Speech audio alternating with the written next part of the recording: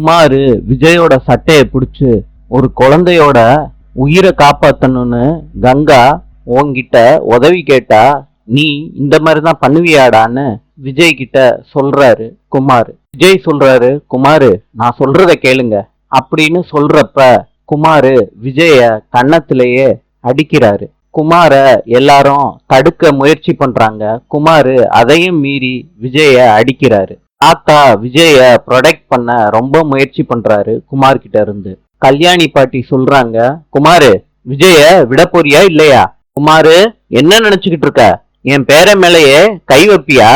காவேரியோட பாட்டி கேக்குறாங்க, ஏமா உன் மகனோட சட்டைய பிடிச்சதுக்கே இவ்வளவு கோவப்படுறியே? உன் மகன் என்னோட பேத்தியோட வாழ்க்கையே நாசம் பண்ணிருக்கான், அதுக்கு என்னம்மா சொல்ல போறீங்க? கங்கா கேக்குறாங்க, என்ன பாட்டி பேசாம இருக்கீங்க, பேசுங்க இப்ப. தாத்தா சொல்றாங்க, இங்க பாருங்கம்மா, இந்த கான்ட்ராக்ட் விஷயமா இனிமேட்டு பேசாதீங்க. என் பேரன் அந்த கான்ட்ராக்ட் போட்டதையே மறந்துட்டான். யமுனா சொல்றாங்க, அப்பனா தாத்தா உங்களுக்கு கான்ட்ராக்ட் விஷயம் தெரியுமா? கேட்கவே எங்களுக்கு ரொம்ப சந்தோஷமா இருக்கு தாத்தா. தாத்தா சொல்றாங்க, எல்லாரும் அவசரப்பட்டு பேசாதீங்கம்மா, எனக்கே கொஞ்ச நாளைக்கு முன்னாடிதான் தெரியும். கங்கா கேக்குறாங்க, அப்புறம் ஏன் தாத்தா இவ்வளவு நாளா மறைச்சு வச்சுக்கிட்டு இருந்தீங்க? தாத்தா சொல்றாங்க, மறைக்கணும்னு நான் நினைக்கவே இல்லம்மா, நடந்த தப்ப சரி பண்ணி இப்ப விஜய் காவேரி கூட சந்தோஷமா தான் வாழ்றான். சாரதா சொல்றாங்க, ஐயா போதுயா, உங்க மேல நல்ல மதிப்பு வச்சிருந்தோம், குறைச்சுக்காதீங்க. உங்க பேரன் எந்த மாதிரி வாழ்க்கை வாழ்ந்தாருன்னு கண்கூடா பார்த்து உங்க பேரன் பெட்டிய தூக்கிட்டு போன்னு சொன்னதையும் நான் நல்லா கேட்டேன்யா. போதும்யா போதும். காவேரியோட பாட்டி சொல்றாங்க, எதுல விளையாடணும்னு ஒரு வரமுறை இருக்கியா? உங்க பேரன் கல்யாணத்துல விளையாண்டுருக்கான். காவேரி சொல்றாங்க, என்ன பாட்டி பேசுறீங்க? பாய மூடு காவேரி, எங்க பரம்பரைக்கே இல்லாத ஒரு கெட்ட பேரை சேர்த்துட்டு எதுக்கு பேசுற? வீட்டுக்கு வா, காலை ஒடிச்சு மூளையில போடுறேன். காவேரி அதை கேட்டுட்டு எமோஷன் ஆகி ரொம்ப அழுக ஆரம்பிக்கிறாங்க. இந்த சண்டையை கேள்விப்பட்டு பசுபதி விஜயோட வீட்டுக்கு வர்றாரு. அன்பும் வர்றாரு அவர் கூட சேர்ந்து. பசுபதி சிரிக்கிறத எல்லாரும் பாக்குறாங்க கடுப்புல. விஜய் மாப்பிள்ள. அப்ப ராகினி சொல்றாங்க, காவேரி என்னம்மா பாக்குற? இப்ப நீ நினைக்கிறது நல்லாவே தெரியுது காவேரி, உன் கெஸ்ஸிங் கரெக்ட் தான். நான் தான் லைவ் அப்டேட் கொடுத்து எங்க அப்பாவை வர சொன்னேன். கல்யாணி பாட்டி சொல்றாங்க, இங்க என்ன நடந்துகிட்டு இருக்கு? என்ன ராகினி பண்ணிக்கிட்டு இருக்க? முட்டாள் பாட்டி. ஏன் பாட்டி இவ்வளவு டென்ஷன் ஆறீங்க? இந்த வீடு எனக்கு தான் சொந்தம்னு எவ்வளவு பில்டப் பண்ணி பேசிக்கிட்டு இருந்திருக்கா இந்த வீட்டுல உட்காந்து. நான் தான் ஓசியில தங்கிக்கிட்டு இருக்கதா காவேரி அன்னைக்கு சொன்னான். அதனாலதான் எங்க அப்பாவை நான் பேசி வர சொன்னேன். காவேரி, நான் கடைசி முடியும் அஜய் கூட வாழணும்னு தான் முடிவு பண்ணி தாலி கட்டிக்கிட்டேன். உன்னைய மாதிரி இல்ல. எனக்கு இதை விட்டா ஒரு சரியான வாய்ப்பு கிடைக்குமா? அதனாலதான் எங்க அப்பாவை வர சொன்னேன். இந்த காவேரியால தான் எங்க அப்பா வீட்டுக்குள்ளேயே வரக்கூடாதுன்னு நீங்க எல்லாரும் சொன்னீங்க. அதனாலதான் இந்த கோல்டன் மூமெண்ட்ல காவேரிக்கு சிறப்பு செய்யலான்னு எல்லாரையும் கூப்பிட்டேன். பசுபதி கேக்குறாரு சாரதாவை பார்த்து, தங்கச்சி காசுக்காண்டி இதெல்லாம் செய்வீங்களா? சந்தானத்தோட ஆத்மா இன்னைக்குதான் சாந்தி அடைஞ்சிருக்கும் போல. விஜய் சொல்றாரு, ஹலோ, இது எங்க ஃபேமிலி பிரச்சனை, நாங்களே பேசி தீர்த்துக்கிறோம் பசுபதி, கிளம்பு போ. ராகினி கேக்குறாங்க, ஹலோ விஜய், இது என்ன உங்க ஃபேமிலி பிரச்சனையா? இப்பதான் காவேரியோட அம்மா நீங்க அடிப்பீங்க கொல்லுவீங்கன்னு என்னென்னமோ பேசினாங்க. அப்படிப்பட்டவங்களுக்கு நீங்க எதுக்கு வக்காலத்து வாங்கணும்? விஜய் சொல்றாரு, ராகினி வாய மூடு, இதுக்கு மேல ஒரு வார்த்தை பேசினேன்னா பல்லு தெரிச்சு போயிடும். பசுபதி கேக்குறாரு, விஜய் என்ன என் கண்ணு முன்னாடியே என் பொண்ணை அடிக்கிற மாதிரியே போற? இந்த அதிகாரத்தை எல்லாம் உன்கிட்ட கை நீட்டி காசு வாங்கினாங்கல்ல இந்த ஃப்ராடு கும்பல், அவங்க கிட்ட காட்டு. பாட்டி சொல்றாங்க, காவேரி கேட்டுக்கிட்டியா?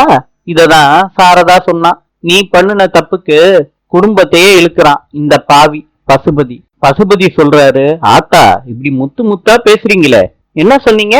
உங்க பேத்தி மாத்திரம் தப்பு பண்ணாளா? நீங்க யாரும் தப்பு பண்ணலையா? நீங்க எல்லாரும் கூடி வந்ததுமே காவேரிய பொண்ணு கேட்டு விஜயோட வீட்டுல எல்லாரும் வந்தாங்களாமே. தெரு பக்கமா உங்க பேத்திய கொடுக்க முடியாதுன்னு நினைச்சிட்டு கொல்லப்புறமா உங்க பேத்திய பேசி கான்ட்ராக்ட் பேச வச்சுட்டு ஒரே கல்லுல ரெண்டு மாங்காய் அடிச்சது எனக்கு தெரியாதுன்னு நினைச்சுக்கிட்டு இருக்கீங்களா? ராகினி கேக்குறாங்க. அப்பா, இது என்னப்பா புதுசா இருக்கு? அம்மா ராகினி, நம்ம சம்பந்தி தான். அவங்க பொண்ணு கேட்ட கதைய சொல்லிக்கிட்டே வந்தாரு. அதுக்கப்புறம் தான் இதுக்குள்ள இருக்க பித்தலாட்டமே அப்பாவுக்கு புரிஞ்சுச்சுமா. அப்புறமா இந்த கும்பல் என்ன பண்ணிருக்கு தெரியுமா? இவங்க பொண்ணு கேட்டு வந்ததும் சீர் செய்ய முடியுமான்னு இந்த பெரிய கும்பல் பம்மி இருக்குங்க. அப்புறம் இந்த கான்ட்ராக்ட் விஷயத்த காவேரி சொல்லி இருக்கணும். அப்புறம் எல்லாரும் பேசி ஒத்துக்கிட்டு எங்களுக்கு தெரியாத மாதிரி தாலிய கட்டிக்கோ, 1 வருஷம் கழிச்சு என் பொண்ணு வாழ்க்கையை கெடுத்துட்டேன்னு அப்படின்னு சொல்லி காவேரிய இதே வீட்டுல வாழ வச்சிடுறேன்னு ஏற்பாடு பண்ணி பிளான் பண்ணிருக்காங்கம்மா. அன்பு சொல்றாரு. மாமா, ஏன் அப்படி பாக்குறீங்க? சம்மந்தி சொல்றத நம்ப முடியலையா? பணக்காரனையும் வளைச்சு போட்ட மாதிரி ஆச்சு, பைசா செலவு இல்லாம கல்யாணத்தையும் முடிச்ச மாதிரி ஆச்சு. இந்த குடும்பம் சேர்ந்து இந்த மாதிரி ஆட்டத்தை ஆடி தப்ப விஜய் மேல போட்டுட்டு உங்க மூலியமா சமாதானம் பேசுறதுதான் இவங்களோட திட்டம். மாமா, அத புரிஞ்சுக்கோங்க. ராகினி சொல்றாங்க, இவ்வளவு விஷயம் நடந்திருக்கா காவேரி? அதனாலதான் 7 ஜென்மத்துக்கும் விஜய் தான் உனக்கு புருஷனா வரணும்னு சொன்னியா? அன்பு சொல்றாரு. சம்பந்தி, இத கேட்டீங்களா? 7 ஜென்மத்துக்கும் திங்கிறதுக்கு போட்ட பிளானா. விஜய் சொல்றாரு அன்பு கிட்ட, யோ நீ ரொம்ப ஓவரா பேசுறையா? ஏற்கனவே உன்னையதான் தேடிக்கிட்டு இருந்தேன். என் வாழ்க்கைய கெடுக்கணும்னு பண்ணிக்கிட்டு இருக்கீங்களா? பசுபதி சொல்றாரு, தம்பி இருப்பா, ஏன் கோவப்படுற? இந்த கூட்டம் உன்னை ஏமாத்தி இருக்குன்னு நாங்க சொன்னா எங்களே எதுக்குப்பா அடிக்க வர? அவர் யாருன்னு உனக்கு தெரியுதாப்பா? அன்பரசு, உன்னோட சித்தப்பாப்பா. அப்பா, ஏன் விஜய் கோவப்படுறாங்கன்னு உங்களுக்கு தெரியுதாப்பா? வெண்ணிலா விஷயத்துல அன்பு மாமா மேல விஜய்க்கு கோவம். வெண்ணிலாவ வீட காலி பண்ண சொல்லலாட்டி விஜய் வெண்ணிலா கூட இந்நேரம் வாழ்ந்துகிட்டு இருந்திருப்பாருல. பாவம், இந்த கும்பல் கிட்ட விஜய் சிக்கி மாட்டிக்கணும்னு எந்த அவசியமும் இருந்திருக்காது. அதான்ப்பா, அந்த ஆதங்கத்துலதான் விஜய் உங்ககிட்ட என்னென்னமோ தப்பு தப்பா பேசுறாரு. விஜய் சொல்றாரு, ராகினி, விஜய் நீங்க கொஞ்சம் பேசாம இருக்கீங்களா?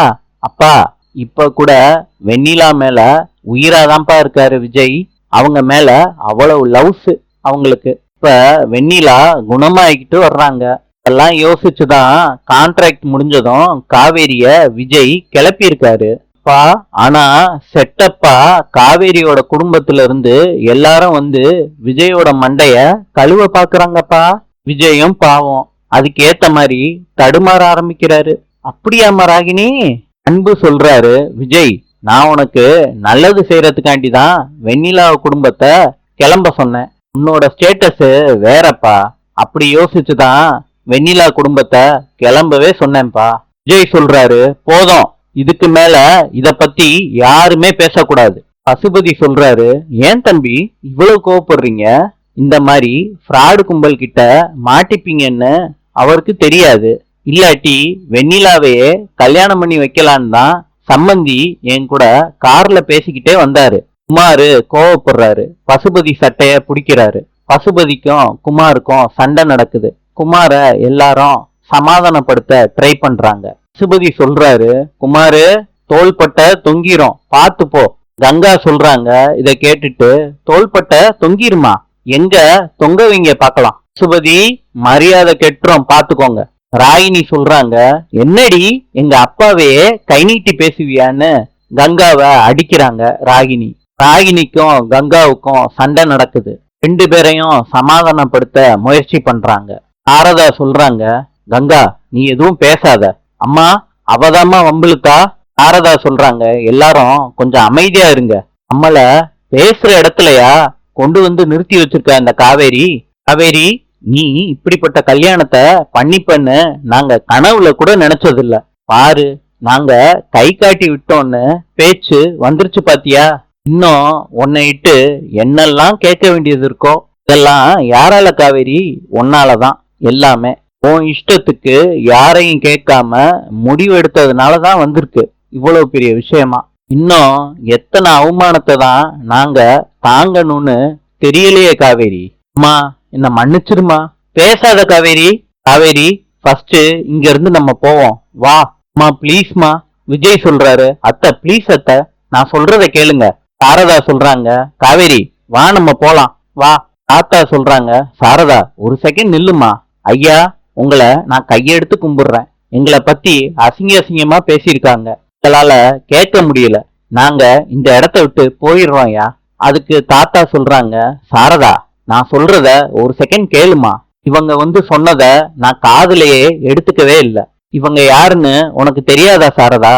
ஐயா, இவங்க யாருன்னு எங்களுக்கு நல்லாவே தெரியும். ஆனா உங்க பேரனை நாங்க மலை போல நம்பி இருந்தோம். இந்த மாதிரி ஒரு பிள்ளை இருக்கணும்னு பெருமையா பேசிக்கிட்டு இருந்தோம். எல்லாமே பொய்யா இருந்திருக்கு. எங்களை உங்க பேரன் இப்படி ஏமாத்தலாமாயா? ப்ளீஸ் அத்த, நான் யாரையும் ஏமாத்தணும்னு நான் நினைக்கல அத்த. தயவு செய்து என்ன புரிஞ்சுக்கோங்க அத்த. அன்னைக்கு இருந்த சூழ்நிலை அந்த மாதிரி. தம்பி, நீ எதுவும் சொல்ல வேணாயா. நான் உன்னை கோபுரத்துல வச்சிருந்தேன் தம்பி. நீ எந்த சமாதானம் சொன்னாலும் என்னால ஏத்துக்கவே முடியாதுப்பா. ஒரு பச்சை குழந்தை உசுர காப்பாத்தணும்னு என் பொண்ணு உன்கிட்ட கையேந்தி நின்னா. ஆனா உன்னோட பணக்கார புத்திய நீ காமிச்சிட்டே இல்லப்பா. அத இந்த ஜென்மத்துக்கும் என்னால ஏத்துக்கவே முடியாது தம்பி. என் பொண்ணு உன்னைய மாதிரி ஒருத்தனோட வாழ்றதுக்கு பதிலா என் கூடயே கடைசி காலம் முடியும் இருந்துட்டு போட்டுமே. வா காவேரி, இன்னமும் ஏன் நிக்கிற? போலாம். விடுமா. சரி, உங்க அம்மா கூப்பிடுறேன் வான்னு சொல்றேன்ல. விஜய் காவேரியோட இன்னொரு கைய பிடிக்கிறாங்க. அப்ப கங்கா சொல்றாங்க. இனிமேட்டு நீங்க காவேரின்னு இவளோட பேரை கூட சொல்லக்கூடாது விஜய், பாத்துக்கோங்க. என்னங்க, காவேரியோட பேக எடுத்துட்டு வாங்க. பாட்டி சொல்றாங்க. முதல்ல இந்த வீட்டை விட்டு நம்ம கிளம்பணும்டி. பசுபதி விளங்காதவன.